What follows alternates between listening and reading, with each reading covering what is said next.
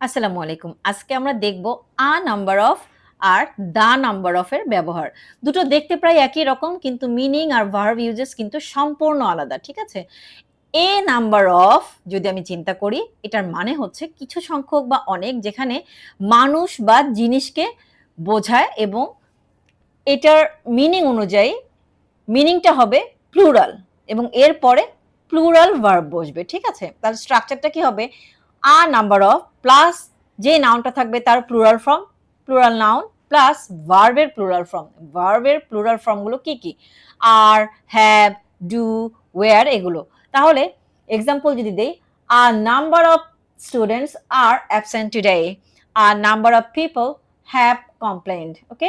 এখানে ফোকাস কিসের উপরে করা হচ্ছে? এখানে ফোকাস করা হচ্ছে স্টুডেন্ট আর পিপলের উপরে, রাইট?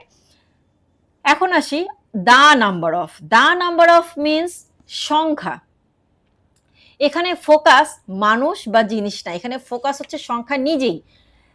তাই এটা সিঙ্গুলার আইডিয়া দেয়। যেমন ভার্বগুলো হয় সিঙ্গুলার। তাহলে ভার্বগুলো সিঙ্গুলার হলে কি কি হবে? Is, has, does, was. Okay?